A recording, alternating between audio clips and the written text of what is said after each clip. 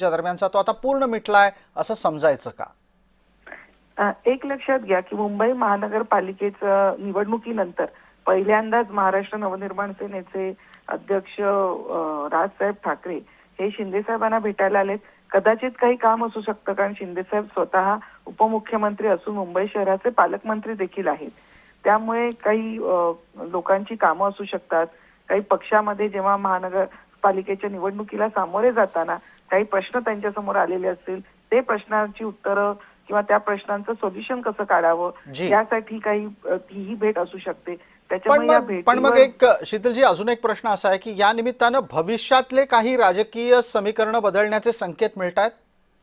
बघा, राजकारणात नेहमीच जर आणि तर या गोष्टी असतातच. त्याच्यामुळे नक्कीच याच्या मागे काय संकेत आहेत, भविष्यामध्ये काय याचे अर्थ निघतील याबद्दल आपण आता सांगू शकत नाही. पण नक्कीच ही एक खळबळ उडवून देणारी बातमी आहे असं म्हणायला हरकत नाही.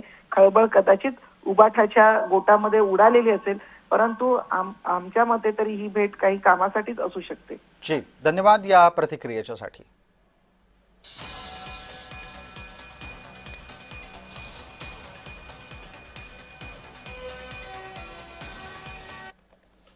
दरम्यान जसं आता थोड्याच वेळापूर्वी शीतल म्हात्रे म्हणाल्या, त्याचप्रमाणे उद्धव ठाकरे यांच्या गटाकडूनही राज ठाकरे एकनाथ शिंदेंना भेटायला जाण्यावर प्रतिक्रिया आली आहे. सुषमा अंधारे काय म्हणाल्या ते ऐका.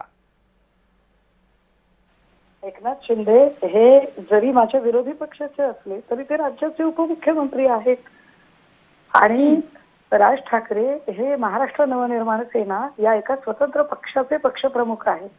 त्यामुळे त्यांनी कुणाला भेटायला जावं यासाठी कुणाच्याही परवानगीची त्यांना आवश्यकता नाही आणि त्यांच्या कुठल्याही भेटण्यावर आमचं काहीही म्हणणं असण्याचं कारण नाही.